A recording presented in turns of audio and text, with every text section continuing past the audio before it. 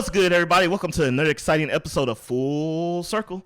I'm your host, as always, Odo Harmon Jr. Please feel free to find me at Odo Harmon Jr. on all your favorite social media websites and all that good stuff. And what's up, y'all? You know what? Pokemon month is still going strong. It is. Last year, we started this tradition on the 20th anniversary, and we're keeping it going strong. And I'm excited because if you remember, Pokemon month was cut one episode short last year because Texas froze over, the government collapsed. It was nonsense.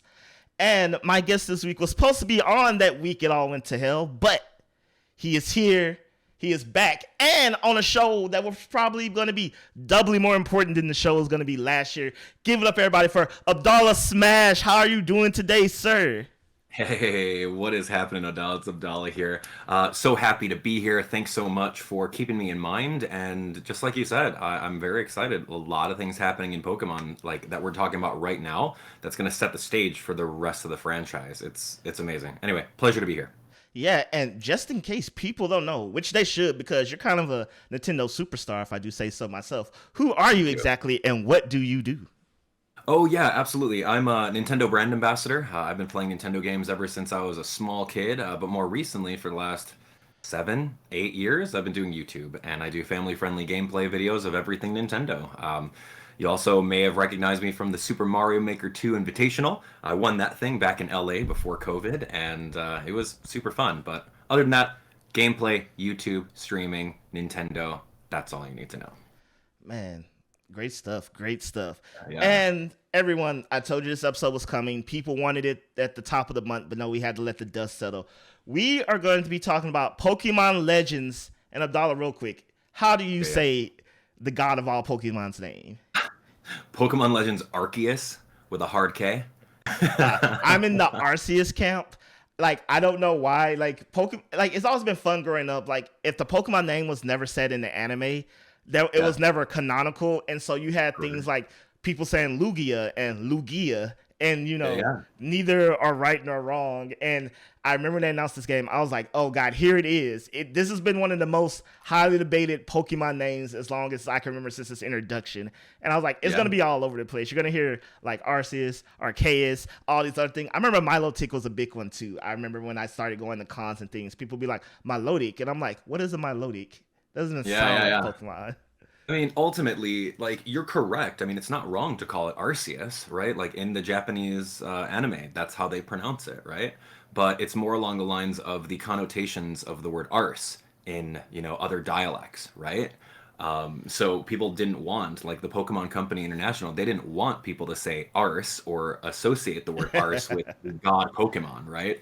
And then at the same time, like, you're playing Pokemon Legends over here, and you get this, what's the name of the phone? The Arc phone? Oh, it's the Arc phone, but it's Pokemon Arceus? Is that right? Okay. I'm just trying to understand that. You make a great point, sir. You make a great point. So to make everyone happy, we will be referring to the game simply as Legends going forward, because everyone agrees that's how you say that word. That's correct. I mean, no one wants to be calling. They don't want to get a text message on their arse phone.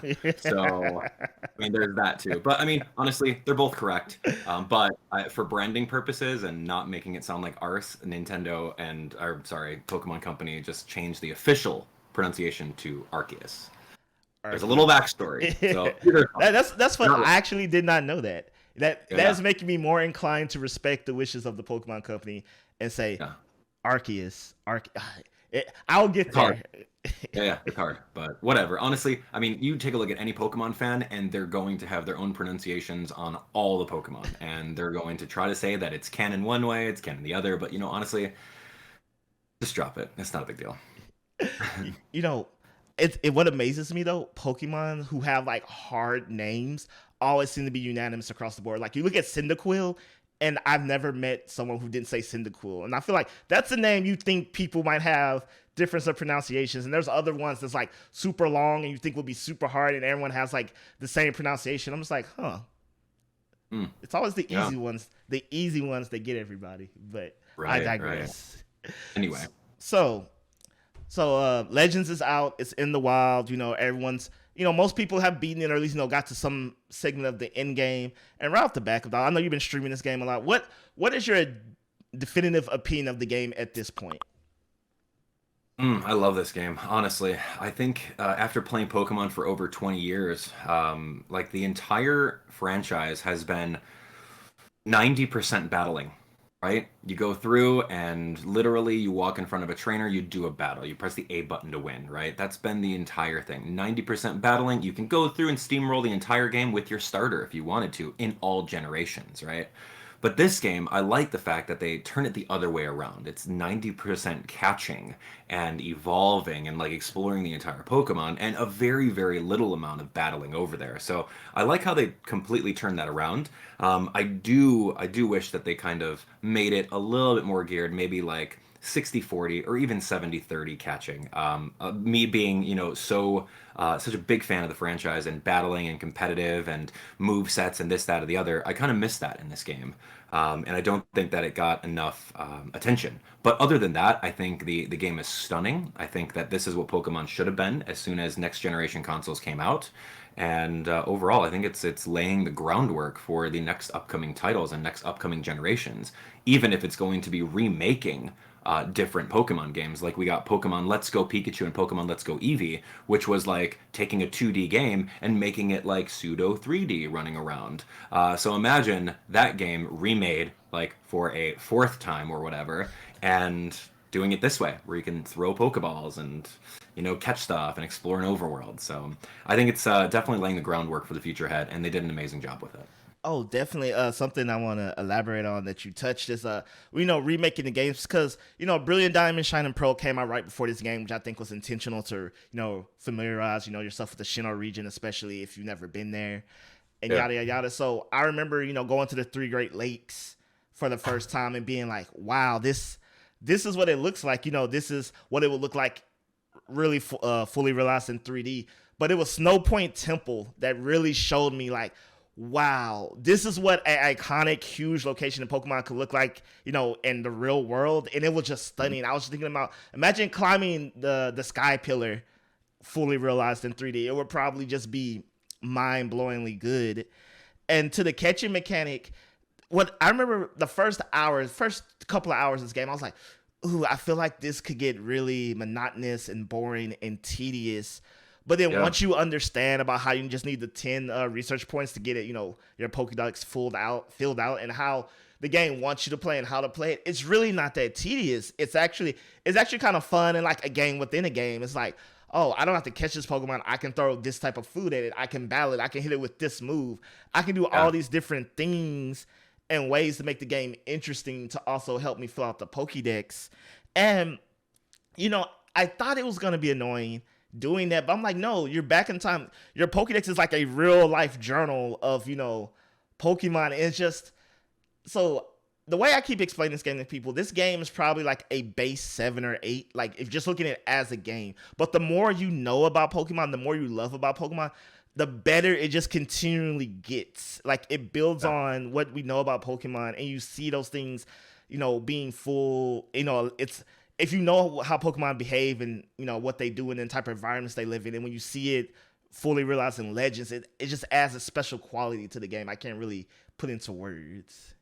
Yeah, I completely agree with you on there. I love it how, if you're an old school Pokemon fan and you don't want to go around and play a stealth game, you can go over and just throw your Pokemon in battle, whittle down their HP, give them a status condition, and catch them if you want. Or you just throw some wing balls, jet balls, and go from there. So, yeah, and just like overall, just seeing the Pokemon naturally in their environments is astounding. It's so cool. You can catch them falling asleep.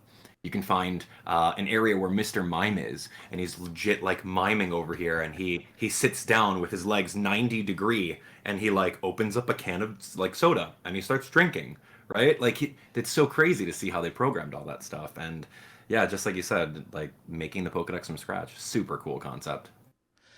And it's just so we talk about, is this a mainline game, which I don't really think it is, especially considering its intro. It starts off, you're taken to a different universe and it plays on that with the story and stuff. So this can easily, be moved into non-canon, non-mainline, or however you want to classify it.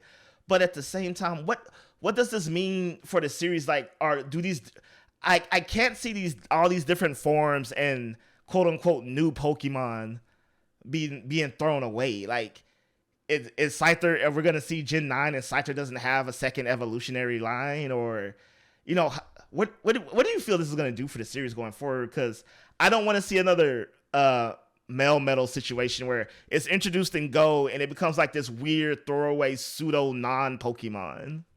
Yeah. Yeah. Well, I mean, I don't think that they're going to throw away, and I don't think that it's going to be a one-off with all these Pokemon. I mean, ideally, I would love it if they retrofit a bunch of the Pokemon into maybe free DLC, maybe paid DLC or something like that in Pokemon Sword and Pokemon Shield, or in Brilliant Diamond and Shining Pearl. Like case in point, Enamorus, right? A Pokemon that's brand new. It's not a new form. It's a new Pokemon, like part of the the Genie trio. Now there's four of them, right? Like where did it go? Thousands of years ago, right? So there had to have been some sort of way of implementing that into the future games, and I don't think that they're going to ignore it. I think they're going to keep them in, and it'll just be like, I don't know, maybe a side quest. Or like, oh wow, what is this black augurite that we found over here in a cave? Cool. Like, let's use it on Scyther and evolve it. Oh my gosh, a new species. Cool. We haven't seen this species in thousands of years, right? Like, there's always ways to implement all of those Hisuian forms in some way, shape, or form. Even if they use the generic trope of space-time travel, there's a rift in the sky, and now the Hisui Pokemon are coming in, right? Like, they can figure it out. I mean, it's so trite. It's so overdone in like movies, like like the recent Spider-Man, or just like the Marvel Cinematic Universe. Like, it's been done, and it seems to be the trend of like just kind of breaking that wall and allowing anything to happen. Yeah, I guess we'll get another Sun and Moon situation. Just case, I'm not a fan of the Ultra Beast. Like, I know people, I'm just not. But I'm like, maybe, Alola loves his wormholes, giant wormhole over Alola, and like, here you go. Here's all the Hussein forms. They came, but I mean, you're probably right. It's probably gonna be like, oh, we discovered the new rock. We discovered a new thing. One thing I did find interesting is that the fossil Pokemon were still extinct in this game. I really thought we were gonna see them alive and well. But I was like, oh man, they've really been gone for just millions of years. They're still very much canonically extinct Pokemon. Well, I mean, which fossil Pokemon are you talking about? Oh, Carniados and Sheldon. Like, well, they're in the game. Yeah, I mean, Like, they're you in the, can. but like you see in the Highlands, you find the cave with their fossils in it, like, Yeah. and so I mean, but they But only appear in the space time rift, which yeah, yeah, I'm that's also. I mean, that's up to interpretation, right? I guess you're right. If they come in the distortion. I mean, technically they could be just running around somewhere. Who knows? Yeah, I mean, they're. I mean, you are absolutely correct. They are only available in distortion, so one can absolutely see that they're extinct. They're gone. They're fossils. But yeah, I really like that little detail. It's just making even more lore. And one thing that I wanted to point out was like with the incorporation of Pokemon, I just love the idea of, how is Pokemon Company going to incorporate all these older Pokemon from the Hisui region into the new games, right? Like, how are they going to do that? That's so cool because, like, Laventon, he's from Galar. He's from the Galar region. And that says that in, like, Raichu's Pokedex entry, right? Raichu's Pokedex entry is like, yo, Raichu can, like, shock, 100,000 volts. He can easily put down a Caparaja from my old region, right? Like, so he kind of, like, puts that over there. So, like, what happens if they added a DLC where you can find Laventon's notebook or something like that in a Oh, weird old cave, and then you read it, and then it's like, oh wow, this is the Pokedex, right? This is the ancient Pokedex, and it's got notes on, Cleaver, notes on Enamorus, and then you can go on quests in Pokemon Sword and Shield to find those Pokemon coded into the game. Man, that would be so cool. that Ah, would. You, you bring up an excellent point because I only noticed this recently. I started doing like, oh, let me fill out the entries. I've had so many Pokemon where like I've caught a couple and stuff, but I'm still at research point 8, 9, or what have you. And I started reading the Pokédex entries, and they're extremely fascinating. If you haven't, people, you should go read every single last one because, like I said, they give you little clues and details like that. And unlike any other Pokemon game before, it's so aware of the world as a whole and how the yeah. world interacts with each other. Like, how not only, oh, this Pokemon's from Kanto or this is what happens in Kanto. Like, no, the differences between Kanto and Hoenn and Unova, it connects the world in such a fascinating way, and in a way that makes me believe that we could realistically see a Pokemon game where it's like, maybe we do go to different regions and stuff, and we can see how, even if it doesn't have a regional form, how Pokemon interact, or maybe how their stats could be different caught in one region versus another one, which from a competitive standpoint, if this game was competitive, would just be a whole new layer of just detail and craziness that we have to put ourselves through. Yeah, I would love it. Like honestly, if they made 151 Pokemon in the Kanto region, I would be there in this kind of genre. I don't care. I don't need full like 900 Pokemon national decks. No, I don't. You make this exact same physics in like the overworld of Kanto, I'm in. I would do it Oh, in a heartbeat. oh, I'd pay 60 for that. completely. If they had like the Legend series, remakes of just all the games that because you said it, like with Let's Go, if we just got like another remake of Kanto, this would be the third, fourth one, and it was just in the Legends format, and we ran around, and like you said, it wasn't just catching it. We got it maybe to like 60-40, 50-50, or whatever. We still have the battles. Maybe not have the agile and strong style. If they were, I Yeah. wouldn't complain. And we just did that in a fully realized Kanto. Scaled properly, buildings, all the set pieces. Like, I think that could easily be like a game of the year for me, and not like just because I love Pokemon. Just if it was done right, I feel like it would just blow everyone away. Because as much I do love Legends, and and yeah, it's clear technical limitations. It does. It could be a game that easily came out 5-6 years ago, what have you. But like, yeah, if you just did it to today's standards, and everything was as good as it, this was a starting point. Like, I could see that be a game of the year easily, whether you love Yeah, Pokemon or not. absolutely. If it's not already game of the year, like we both know it's going to be. Like it what stinks about it is that it came out in January. So like So we'll yeah, forget people are about gonna it come November. right, right. I mean, we're gonna get games like I don't know, Breath of the Wild 2 potentially. That could be nominated for Game of the Year, but I don't know who's doing the nominations. But this game is totally a Game of the Year contender. Oh yeah, it's I always say it's amazing what Nintendo, the Pokemon company, is able to do with the resources that they have. I'm not saying that they're putting themselves in a box, but it's just like, if you told any other developer to make a game this good with these constraints that the Switch just has, I feel like they wouldn't be able to do it. Like, it wouldn't happen. We would just get something that was unplayable, because as much as people love to talk about the textures and everything, the Pokemon look amazing. I mean, Uh, this is probably the best 3D model rendering. Like, I was talking to my friend, I'm amazed the game can run as well as it does without crashing. yeah, To I be mean, honest. it's just honestly, I don't know. Pokemon being a multi-million, if not billion-dollar franchise, you would think that they'd reach out to other development staff to help polish the game a little bit more, maybe push it back a few months. Like, I don't know. It's just really, I don't know. I like to take both sides of the argument. I'm on your side about, the graphics, they're not a priority in the game. We can all admit that. But like at the same time, like you got the money, like spend it, right? Make it so beautiful. Make it so that this Onyx, as he's like moving around, his neck isn't all like this. Or the Gyarados that's flying in the air is like a two-frame animation. But Until you get unless you come a closer little to bit it, closer. yeah. I mean, there's a lot of things about the game that I 100% think they could have polished out by pushing it until March. But I don't know. That's just what it is. Like we got the game. Maybe they'll patch it. Maybe they won't. Who knows? Yeah. I mean, since you're also a competitive battler, we've battled a few times. I've yet to win. That's still on my to-do list. I'll get you one of these days. But I really did like the implement of some of the, I guess, quality of life changes. I hope wasn't just exclusive to Legends, such as, I really love the move set thing now, where it's like these Pokemon learn these moves, even if it's breeding, like, when we get back to breeding and stuff, this Pokemon knew this move at one point, and it's just kind of always there. Like, Mhm. it's like, I would love to be able to test out a move set and have the other moves the Pokemon knows and be like, this isn't working out. Let me just, switch and swap, and there we go. We're good to go. I, Yeah, getting rid of like TMs and HMs was genius. I thought it was awesome. And I love how they simplified EVs and IVs in the game with the grit items.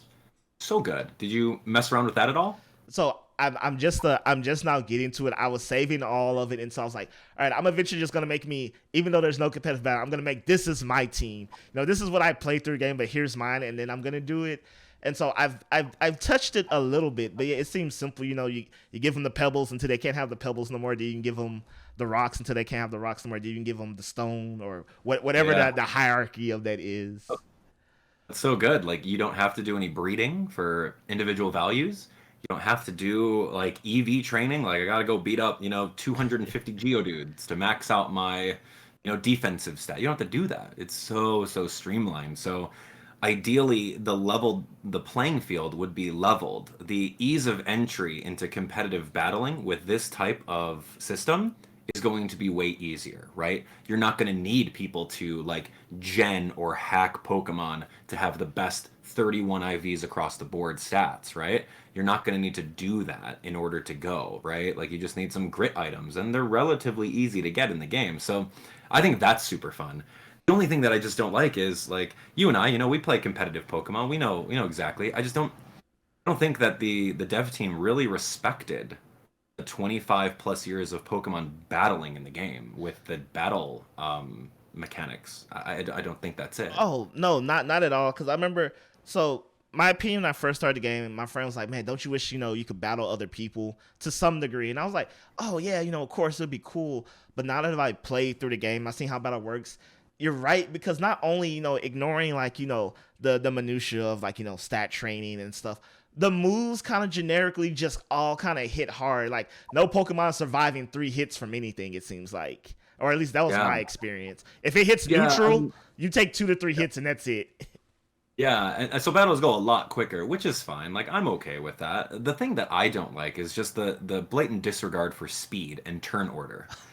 I think there has been times where, I would go into a battle and like the enemy Pokemon would get like 1 extra move out of nowhere. They didn't even use Agile style. Like, what are you doing? Why am I eating a close combat for free? You just came out of nowhere and I lost a Pokemon. And then I throw in the next Pokemon and he uses close combat again. I'm like, dude, I just lost 2 Pokemon. I didn't even get a chance to go into the menu. Like, what is this? It's just so inconsistent. Like, I know exactly what you're talking about.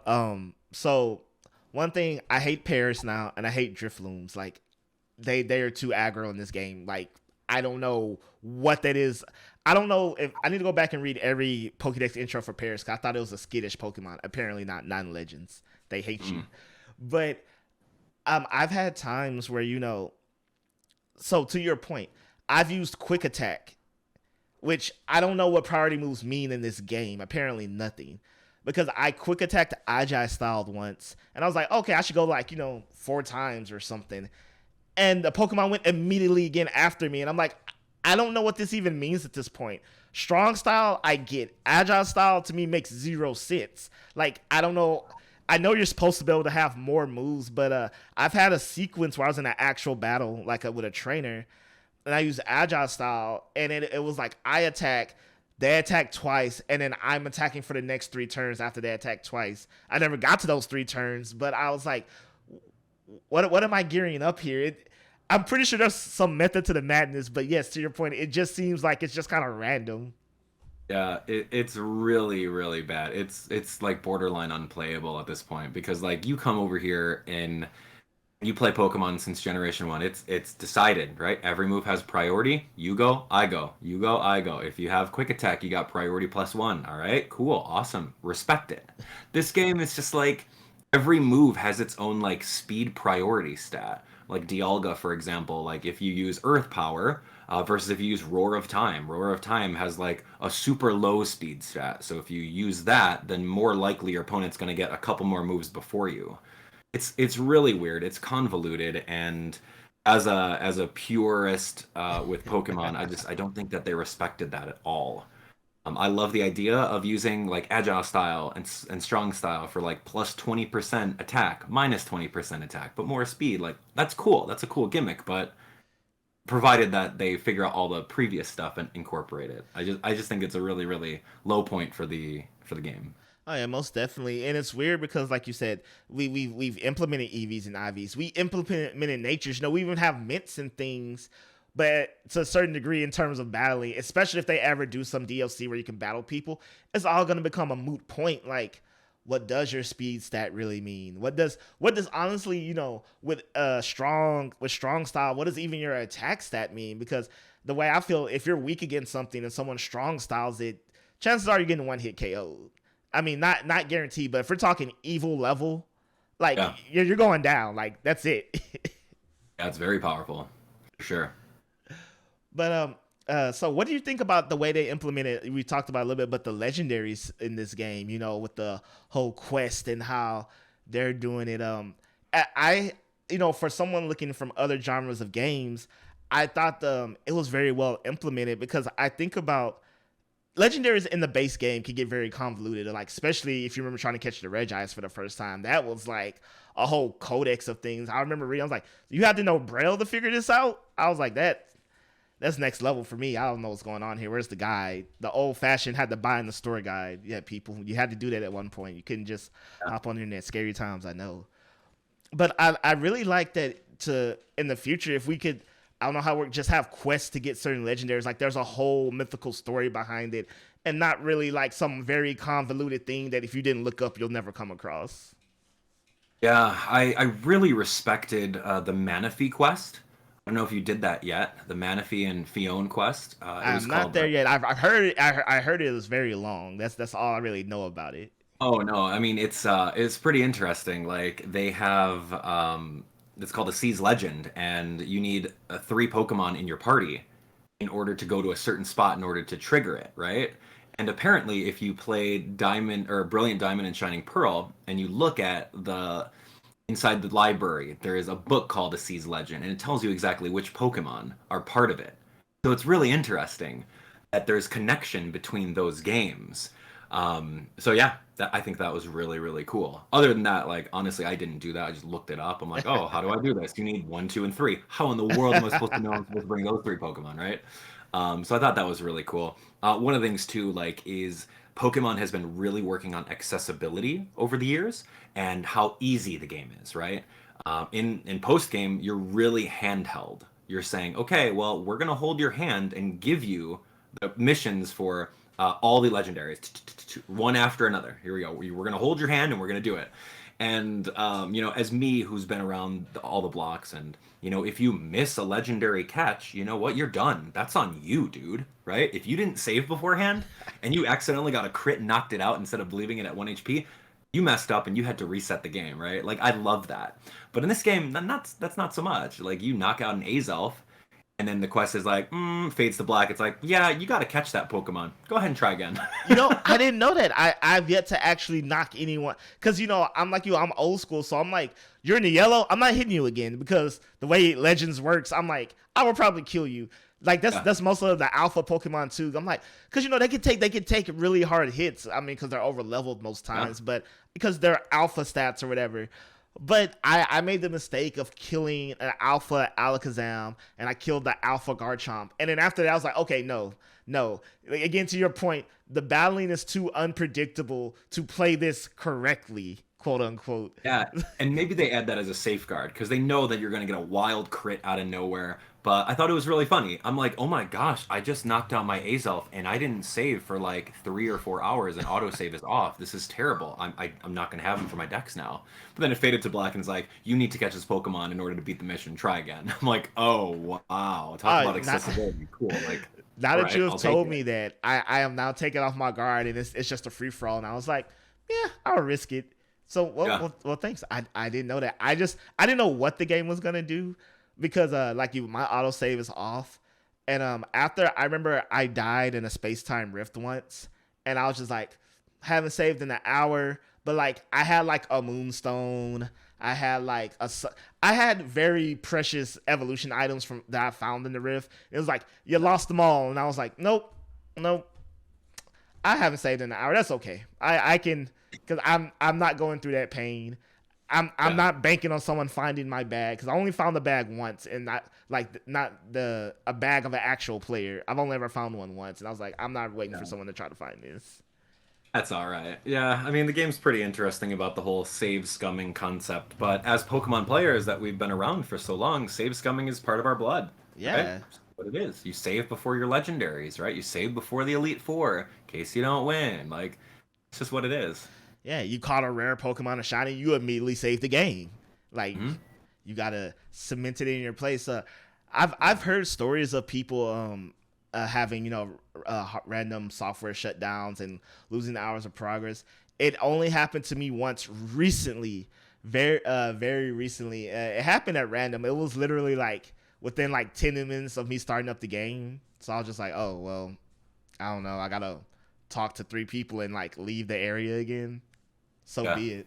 But I haven't had any hard issues with that. What about you? Any No issues whatsoever. No. The only thing that's my biggest gripe is collision in the game. I think that collision is absolute trash. As far as like, I don't know, you're trying to catch a Pokemon with like a wing ball or something like that, and you got the reticle right on them, maybe a little bit under them, and then maybe the terrain is a little hilly. You throw it and it like bounces somehow off the ground in front of it. If you ever went to go catch the unknown Pokemon, right? Have you seen any of those yet? Oh yeah, I have about I think I'm at like 10 or 15. Yeah, I feel like Yeah, unless you hit yeah. them right in the eye, it just misses or has Yeah, like some the weird collision, non-hit thing. collision is just so bad, man. Like even when there's a Pokemon right in front of you and you have a wing ball and you lock onto them and you chuck it at them, somehow it bounces off the ground in front of them when you have them locked on. Or like the unknown, there was an unknown like on the Magikarp's left eye, all the way in like the Jubilife village, right? So you have to sneak around from the back, and then you just launch these balls. You can have it pinpoint on there, but like it somehow like deflects off, and you don't actually get it, and you're wasting all these Pokeballs, and it just gets frustrating, right? Like, those are your resources. Like, it costed me money. All these Pokeballs cost me money. It's not like I could pick it up off the ground and do it, but anyway, so yeah, collision in the game was pretty janky, and don't even get me started about like trying to catch Pokemon while you're on top of Basculegion, man. That is a nightmare. That is a nightmare. Yo, you lock onto this Mantine in the water, and you throw a Pokeball, and it just goes into the water, and it doesn't touch them, right? And you're like, oh, I'm gonna do the cool Legend of Zelda Breath of the Wild slow motion, like in the air, but then it's like you throw and then it's like it's delayed like a second, so you launch off a foot and you're like, dude, I wasted my ultra ball, man. All What the right, heck? since Forget since we're this. talking about Basculegion, let's talk about Basculegion. Basculin, the pre-evolved form. Yeah, yeah. I don't know what type of vision they gave this Pokemon in this game, but I swear they see you coming from like 10 miles away. To me, it has been hands down the most frustrating Pokemon to catch. One, for you said the slow mo. First of all, when you're on the slow mo, you're like the worst type of slow mo. It's like you're moving just enough to where any throw you make in slow mo will probably miss, because as you throw it, Basculegion is falling from whatever angle you're at to make your throw at some weird stupid angle, and unless it's big, like Mantime's at least it's big, so you have some room for error. But Basculin is small, and everything else in the water is basically small, and it's like I'm never gonna hit you guys. It's like I'm just praying to God this ball connects. And then here's another problem when graphical error becomes an issue. I really can't see what's in the water once I'm jumping. Like, I can tell where it's at more or less. I can see the reticle. Again, this is for smaller fish Pokemon, and it's just like Yeah. I don't really know what's gonna happen here. I really Yeah. feel like from the programming stance, you should have A, made this Pokemon less aggro, and B, at least gave me some room for error to get. Because I mean, so here's the thing I've noticed: if I try to snipe a Pokemon where I can't lock on, but I have enough throwing space, with the Jet Ball or anything, to try to hit it, I swear I've had times where I know I've hit this Pokemon, but the game has been like, nope, you're technically too far for this to count, and I have Right. to get closer. Yeah, that's one of the things too. Like, I didn't really like that. Like, okay, so a Pokeball is, a mechanism that as long as it touches a Pokemon, it should crack open. The Pokemon should be absorbed inside it, right? So, like, if you're throwing Jet Balls, for example, Jet Balls go up to like 50 meters or something, right? If it's 51 meters and you throw it at that Pokemon, it's just gonna doink them in the head, and then they're gonna get aggroed. Have you ever witnessed Yeah, that before? yes, I'm glad, because I thought it was just me, like I don't know what the No. range, but there's been No. several Pokemon where I'm like, oh, look at this alpha, I'm about to get this perfect back throw. Yeah. It's big enough to where I don't need the lock on. It's just I'm just gonna hit it, and like I said, you doink it. Now it's aggro, and I was like, well, Yep. I had the perfect setup. I was aligned. I did everything right. Yeah. but Then you're off somehow by like a meter. And somehow the Pokeball just doesn't work. And don't get me started about the don't get me started about the design of the Pokeball, right? So you know how the Pokeball has like a little notch on top of it? yeah. Yeah, yeah, that's a rocket. It's a straight up like exhaust filled rocket missile. There's a missile built into the Pokeball, right? Because whenever you do trades in Pokemon, the Pokeball goes upside down. The Yeah. rocket, just like a rocket in space, man. And then they trade over there. So like you're telling me that this unused technology of the Pokeball can't be used in the game, right? Like light it up and then just like let it go. Like how do we not do that? It's like Professor Laventon only allows you to do that whenever you trade. No, man. Like that's not it. Like it's a rocket built in. I should be able to, I don't know, like flip a switch on it and launch it. I'm getting in the weeds here, but so I remember the firework thing. I was like, oh, this is old timey. It's cute. It can't make a chime, so it has like a little, I don't know, firecracker in it when the Pokemon's caught to like light and signify you caught it. And I was like, that's kind of cute. But then, like you said, I started thinking about things like the rocket mechanism and other things, and I'm like, so the Pokeball design. If you've ever seen a Pokemon Forever, the Pokemon movie with Celebi, these are very eerily close to the Pokeballs that Professor Oak used in his youth because Ash traveled back in time. He's Professor Oak when he's a kid. I don't know if they intentionally did that or it's just a coincidence. But so ever since then, Professor Oak has old timey Pokeballs, and that dial at the top. The way it works is you had to literally, twist it off like a bottle cap to open your Pokeball for the Pokemon to come out. Cause it's old timey, and I remember seeing it's like, oh cool, we're gonna see that. That's cool. We're gonna see an anime thing where I'm gonna have to like, when we battle, we're gonna see like some little quirky animation of Wow. twisting it and I was like, oh no, they work just like a regular Pokeball. And then I know people had a fit on Twitter over is it canonical what Laventon said about all Pokemon can shrink and they all just shrink. I'm taking that as non-canon. I hope that's not canon or ever becomes canon because that's nonsense to me. So I'm like, you're telling me every Pokemon has the ability to shrink, whether that's an organic ability or not. They can all just change size and they're all just like, yeah, I'm just gonna shrink and go into this because that makes sense. I don't know why that's a hill I want to die on, but that just bothered me for some reason. I don't know why. Like in my Yeah, I don't soul. understand that. What are you talking about? The ability to shrink? Like, I mean, like whenever a Pokeball touches a Pokemon, they shrink into the Pokeball. Is that what you're talking about? Yeah, so if it's a bit of dialogue towards the beginning of the game when Professor Laventon explains to you what a Pokeball is. I'm sure you could like YouTube or something. And he literally says all Pokemon have the ability to shrink. And that's why like they're comfortable in the Pokeball because they just shrink down themselves. They themselves all have this innate ability to shrink. Oh, I see. I see. Yeah, Okay. and Yeah. So the interpretation of having the ability to shrink was probably worded differently than maybe the localization team worded that in ways that people took it. Like, oh, you're telling me that this Mewtwo over here or this Arceus or insert Pokemon here can shrink down to a miniature size. Okay, I see what you're talking about. I think that's yeah. an interpretation and translation kind of a misstep, but Oh yeah, no, I agree 100%. Even if it wasn't like, I'm pretty sure I would take it as ignorance of the time because they don't have ways to explain it. But also, it's just the community took that to heart and ran with it. And I remember thinking, I was like, guys, this game literally starts off with you getting isekai. Like, Icarus is like, hey, Arceus is like, hey, what's up, kid? I'm about to like send you into like alternate timeline past. And so I'm like, at that point, anything the game says outside of the new Pokemon, anything the game says to me at that point is just nonsense. yeah. And you know what was nonsense? I felt that the concept of seek out all Pokemon, seek out all Pokemon. Those four words, I got so upset with, right? Like I remember playing through the game once and I was like, oh, in the previous game, if you see every Pokemon, as in like, okay, there's a Rapidash, I got it registered as saw and not caught. That's me seeking it. Seeking out all Pokemon is not catching every single one, but like having the entire 241 decks, like just seen. So I go over the top of the mountain and I play the flute. Like cutscene happens, I'm like, oh yeah, I'm gonna get Arceus now. This is perfect. And then I get the little dialogue that says, but nothing happened. I'm like, what are you talking about? Seek out all Pokemon, dude. I got them. I've seen them all. It's like I haven't caught them all, but like they're there, and I just have to evolve a few. But like I got really upset about that. Seek out all Pokemon, dude. That is so that can be construed and taken out of context, like I did.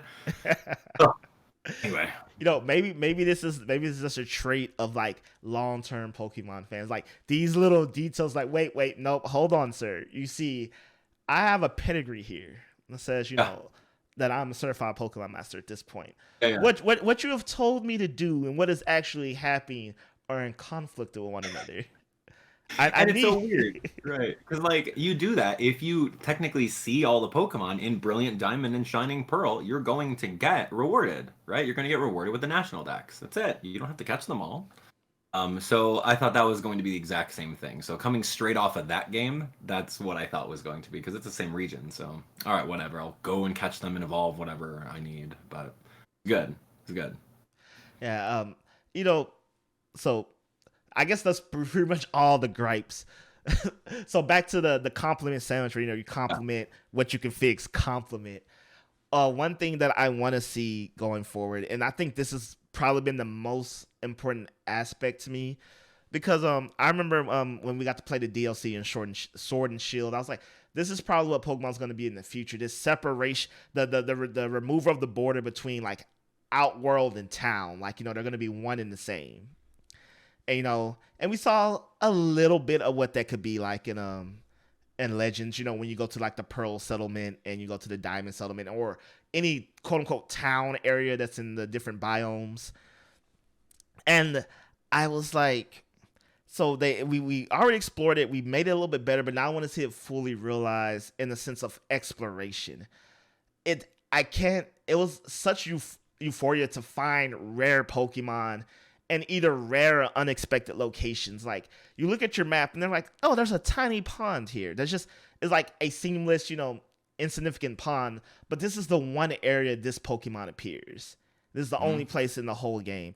Or just even just when you're like, smashing rocks or a tree. Like I remember when I finally saw a Charium for the first time, I was like over halfway through the game. And I was hitting every tree every time I saw one. And then there's just other Pokemon that like me as a long term player, I know is rare. And being like, I remember the first time I saw Rotom, I was like, oh, I have to catch this one. This is gonna be the only one I'm gonna see forever. And it's like, oh no, you see like 20 of them, you're fine. But in Yeah. other Pokemon, I'm thinking like, oh, this is a common Pokemon. Oh, here's a Vulpix. And then I realized like, man, Vulpix really don't appear like that for some Yeah. strange reason. Yeah, yeah. I mean overall, like a lot of people are thinking like the game should have been bigger. Like Breath of the Wild size, right? You take a look at the map of Breath of the Wild and you take a look at it compared to Pokemon Legends over here, and Pokemon Legends is like 1/10, maybe 1/20th of the size of it, right? I think that this size was like absolutely perfect. Absolutely perfect. You don't have to traverse more than like a couple seconds until like another Pokemon spawns. Like there's a little area where these spawns are. There's over here. You don't have to travel so far distances. So I think that it honestly worked out. Would I have liked it to be seamless versus like, going back to Jubilife and then choosing the area, which region you want to go to, and then loading screen? Would I have liked it seamless? Absolutely. But I think it worked. I think it worked very well for exactly like you said. Like, there's a little pond over here. That's where that Pokemon spawns. Like, that's great for the amount of 242 Pokemon in the Dex right now. I think it worked out flawlessly. They did a really good job of spacing out all the different spawns in those overworlds, and still to this day, like I've played this game for like over 100 hours, man, and like I'm still learning where these different spawns are. I just think it's just really fun to look around and you might find a little crevice or a crack that you didn't explore and you're like, oh my gosh, I didn't know this Pokemon spawned here. Cool, right? Yeah, and to your point, even though the map is not as huge as some people may have wanted, I'm with you. I think it was the perfect size for what it was doing. But so this is the cool thing. But what I like is there's the map is segment off in like these weird divide. I don't know how they divide it, but you could clear it out and you get the name of the area. But even if you've gotten to the area, you've got the name, there's still spots of it you haven't explored. You can see the map fully, filled out with, but I still find myself like I'll be exploring an area and I didn't climb over this hill or there was a cave that I didn't know or a slight entrance. And it's like, here's a whole new world of Pokemon like that I've probably seen, but now here's an area where I can see them more frequently. Or maybe there wasn't one I've seen. Like, you can there's evolve you can see pretty much catch any evolved form, and I'll come across and be like, oh crap, this is where you were this whole time. I thought I had to evolve you, but this is where like the middle form's just been hanging out this whole time. Yeah. And that sense of discovery is something I feel like we don't see in the series as much. Like, it's still cool. I still see new Pokemon. I try to not be, spoiled by the internet. But I can't think of the last time that, like, these are all Pokemon more or less that we know. I can't think of the last time, like, I entered an area, found a Pokemon, and had a sense of, like, this is amazing. That true sense of discovery that was just, of course, when the series was new, it was all the time. And just now with this perspective switch and, different way of looking at it, it's all brand new again. And I don't know if we could go back. But I mean, I don't think the next game will necessarily be all of this and more. But I think this game has made it to where the course there's certain aspect of the core series I'm not sure we can go back to now.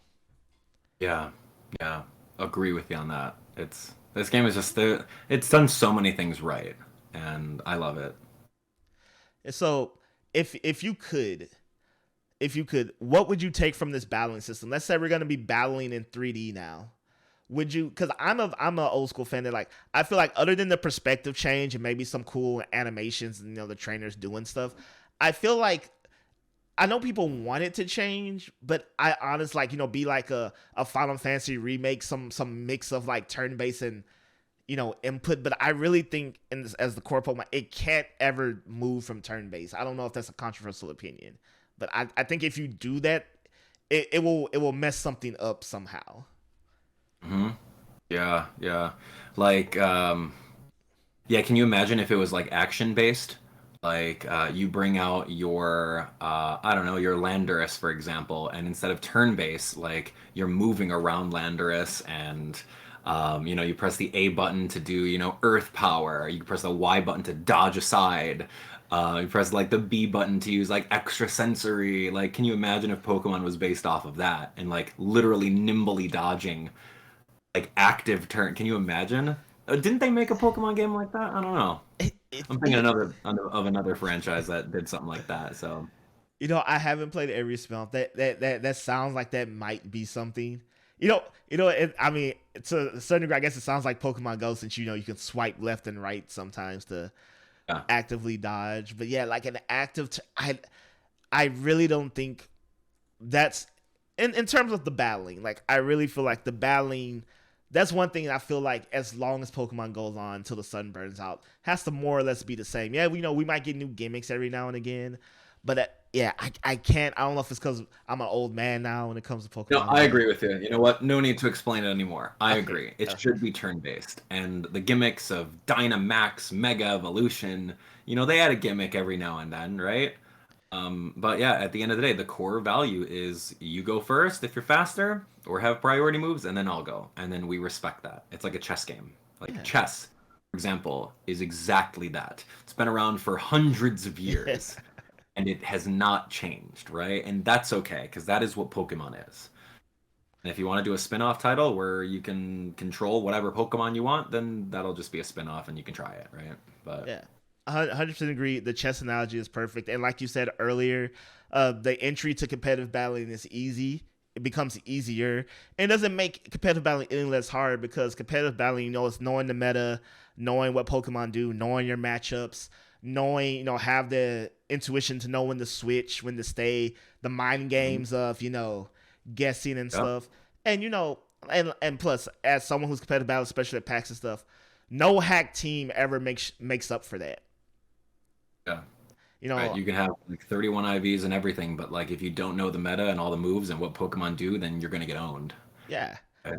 I'm pretty sure like you, I've had my fair share of battles of teams full of perfect shinies that, come on, man, you're just advertising at this point, and they still lost.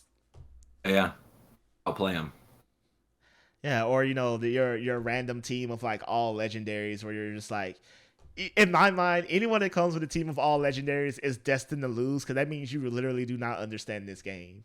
I mean, right. It can make it hard for me, but I could be like, all right, this is what I need to watch out for. Once this one goes down, they're all coming down like dominoes. Oh, Or oh, my favorite ones, they know legendaries are powerful. They throw out legendaries and they'll use a move, like maybe like their signature move or something. You're like, oh, you're not even set up to win.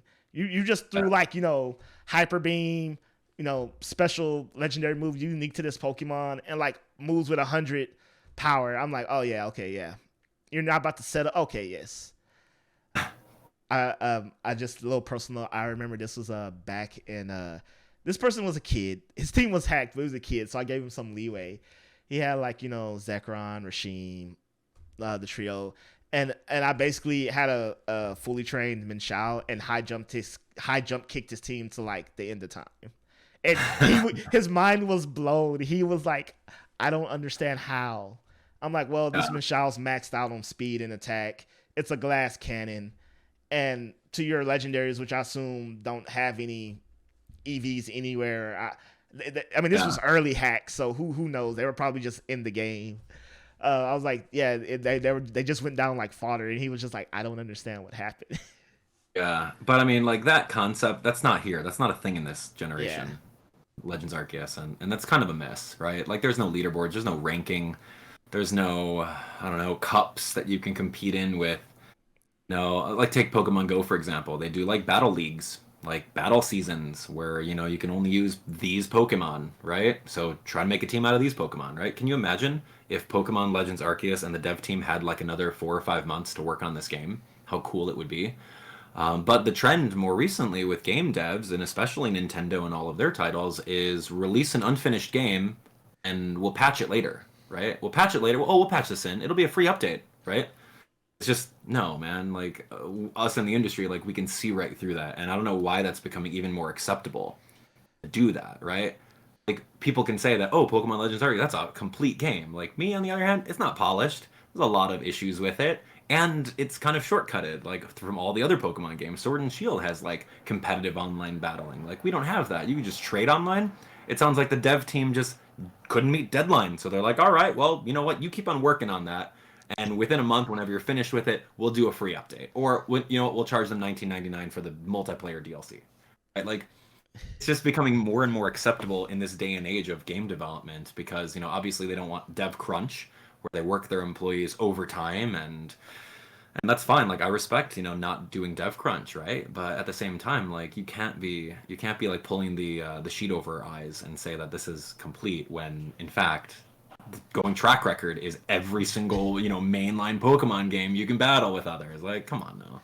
Yeah, it's and I guess speaking overall of the industry, they have to compete with free to play, which is becoming popular. We're seeing like Halo, like long term series having some free to play model, and then and I guess that's the excuse, quote unquote. It's like, well, we didn't charge you to play the game, and then so other parts are coming later, and then we have game, traditional $60 fully complete games are kind of becoming a thing of the past because now it's expected that every game you play is going to have DLC at some point. And sometimes it used to be the DLC was like, oh, this is fun, this is legit extra, it's almost like another game, and now DLC is becoming like, this is the rest of the game.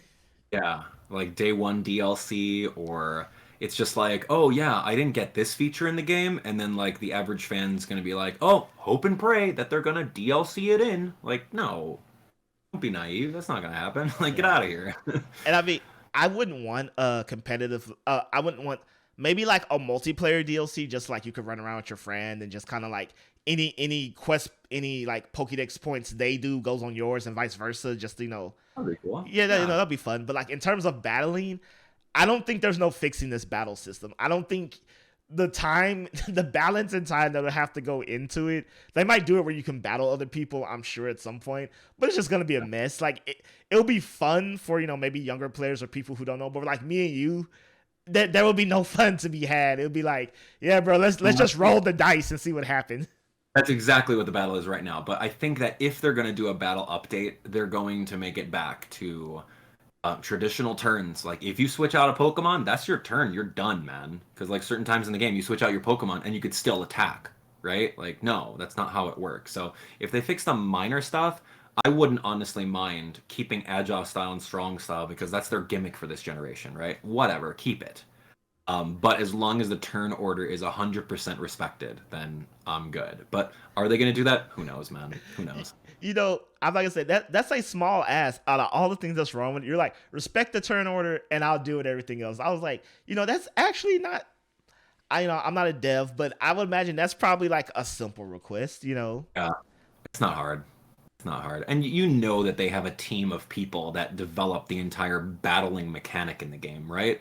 And you know there's conversations about certain teammates that are like 100% purists that have been with the company for 20 years. And they're like, well, this is what it is. The turn order has to be. And then you know that like other people are just like, maybe not. Let's try something new. So it's like there's a lot of clash. And you know these conversations are happening. Yeah. And it's just like right now, I feel like the big leader of the devs are like, okay, where are we at on this battle system? And just give me what you have. Give me what you have. We'll put it in, right? And then maybe later we'll touch base. Shelf that for now. Let's see how the sales do. If they want something, if there's an outcry for it, then we'll go ahead and revisit, right? Yeah. I think that's how it's working. Yeah, sales have been phenomenal. Uh, No surprise there. And I know, I believe the mechanic is called action order in most RPGs that do it that way. And I've seen good action order titles. Child of Light comes to mind, where it's like, here's everyone's gonna attack, and then there's the minute things you can do to rearrange it from a strategic standpoint. This is not it. This is like an example of like babies first, action order title. And because I remember I was excited, cause I was like, oh, this could be really cool. Like, I mean, we probably won't see it in the mainline game, but to think like, oh, I can think ahead and do a move now and run the gambit of getting attacked twice to have maybe like a 3-stack order. But we've already beat this horse enough that yeah, it's basically just a throwaway at this point. yeah. There's a lot of babies first in this game. Babies first open world, babies first action turn order, babies first animated graphics from very far away, right? Like it's bad. It's bad, but I find it endearing. Like when you see big Pokemon animated from far away and they go 8-bit style, and then you get close, they go regular. Like I was thinking, I was like, I wonder what the conversation on that was. It's like, should we just not have them load at all? And then someone's like, but no, we want them to know that like it's there in the distance, and they're like, not load at all or go to like 8-bit style. I mean, it's that's honestly a gripe that I have too. Like, it's not consistent, right? You've got the flying Pokemon like Gyarados that are permanently like flying in a circle. That's their entire existence, right? Mm-hmm. And you can see them from very, very far away. But the Pokemon that are spawns on the ground, you can't see them until you're a lot closer. So I would have liked more consistency with that. Even if the spawns on the ground were like 8-bit, like 2-frame animation, kind of working like that until you get a little bit closer, I would have loved that. I don't like the inconsistency of that because like, yo, I'm soaring all the way over here for a Bonsley, right? This thing is super rare. Like, where are you? I want to be able to see you before they kind of spawn in. But anyway, little Yes. gripes. So before we wrap up this show, and thank you for joining me, it's been a great time. I Yeah. have one, food for thought question. What would you like more? This to see Legends continued on in the main series, not, all of it, but in the parts that make sense. Or just have like Legends be its own separate series where we get more games like this, but they're not mainline games. They're just like in what would be this series of open world adventures in whatever form it continues to take. Okay, so one more time. You want me to have more Legends spin-offs or more mainline 2D top down? What do we So basic question is, would you like to see Legends continued as like a spin-off series, or to incorporate what happened in Legends in the mainline games? I think that's both, man. That goes hand in hand, right? Like you want everything. Like you want whatever they've done in this game, you want that to go into like the next upcoming generation, whatever, 9 if we're on that right now. Like I think it's the building blocks. It's the building blocks of it. If they tweak the equation, make battling not 10% of the game, right? And make catching not 90%. And if they even it out, like instead of You know, going through like Nugget Bridge, for example, in Generation 1, right? There was like 10 little trainers in a row and you have to go through the gauntlet, right? Where you can just walk up to a person and like press the A button, say, hey, yo, you want to battle? And then you can earn money that way. Or you can just completely ignore them, right? That would be really cool if there's a lot more of that. But honestly, I love the idea of doing something new that they've done in this. And what was that? It was discovering things in the past, right? Where people were afraid of Pokemon, right? I mean, they even name dropped different regions, right? They name dropped Kanto, and you know, some people were from like other regions. So like that being said, like those regions exist. Pokemon are over there. So just give us another back in time, like back in time kind of a deal, where maybe instead of just like a rift and you get a message from Arceus, you can just say, hey, this character with this exact character model from Legends right over here, like Akari and Ray, like now they've got an assignment from Professor Laventon to go to Galar, to go to Kanto and see what Pokemon are over there in that exact time period. So you don't necessarily have to use the space-time rift equation, and you can just go over there with the Pokeballs, and you can see, oh wow, here's like Professor Oak's ancestor, right? And you can just like see what's going on. Oh, they got different Pokeballs over here and different species of Pokemon. That's great, right? Like it would be a perfect sequel. Like you could just have this entire Legends, like kind of side story, right? And just do the exact same thing. I think it would be phenomenal. So the answer is all of the above. Hey, Of course, that's you're not going anything else. Like you see over here, you're never gonna go back to 2D unless you're doing like a remake, like Brilliant Diamond, Shining Pearl. Like no, this is the way. This is great. I love what they did here. Just yeah. fix up a couple things. That's all. Yeah, I think that was probably my favorite as a Pokemon fan purist. That was my favorite part, just seeing like the evolution of Pokemon people's relationships, seeing people like they're just these wild creatures that could destroy us, and being like this is the building bridge of like modern society where people and Pokemon could uh not coexist. Like they're one of they're the same side. They're two sides of the same coin. They need each other to thrive and evolve. And to your point, I like that when you meet people from different regions, because I find it interesting. Because there was some NPC that was like, oh, I'm from Kanto and battling's big over there. They're like, that's what we do. That's the way of life there.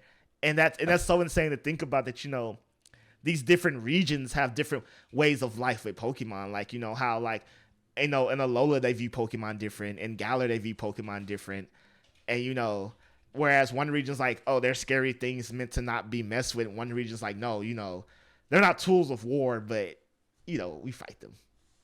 Yeah, I love it. It's just really cool. I think it was a great step. It was a great step to like instead of reinventing the wheel, right? Like just work with what you already have and expand on the lore. Yeah, most Good. definitely. Like And you don't there's need 100 new Pokemon, right? Like at this time, the entire dev team they're having a hard time coming up with new Pokemon, right? You got an ice cream Pokemon, you got a sandcastle Pokemon, you got a garbage bag Pokemon. Like, come on. Like, how many designs are we doing over here? I mean, there are even certain Mega Pokemon that, like Flygon, for example. He was supposed to get a Mega Evolution, but the designers had like writer's block, creative block. Couldn't figure out what it was going to look like, so we never got one. So, like, I don't know, man. There's a lot going on, but do we necessarily need a next generation with all of 100 new Pokemon added to the list so that the entire going rate of Pokemon right now is like over 1,000? Do we need that? Or do we necessarily want to revisit older generations in a new way, like we've done over here with Sinnoh? Yeah. Um, If yeah, Legends has taught us anything, because I don't know what the exact number of purely new Pokemon is, but it's not a lot. We have some new forms, we have some purely new Pokemon, but yeah, I feel it's proof that you can add like 10 new Pokemon and still have it feel amazing and new, and maybe a different form or two, and it's like, you're not giving us a lot in terms of volume, but in terms of new and creative and fun, there's plenty there. No, there's plenty of times in Legends I was like, oh, this is amazing. Oh, this is a different form. Oh, this is a new Pokemon. And I didn't need that 100 times over, to your point.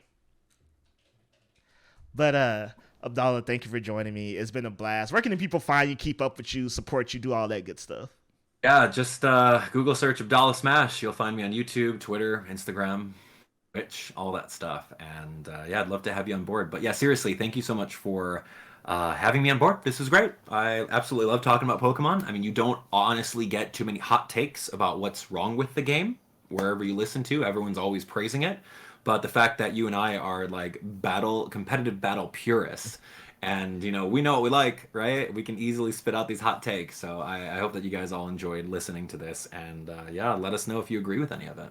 Yeah, so make sure you go follow Abdallah on all his channels. As always, you can find the show at FC Podcast 23 on Twitter and Instagram. You can find me always at Oda Harmon Jr. on any of your favorite social media. Thank you for joining this Pokemon Talk. Hope y'all enjoyed it. Like you said, if you thought our hots were too tech, have a conversation with us. Join the dialogue. But as always, everyone, have a great week. Be blessed. Until next time. Bye. See ya.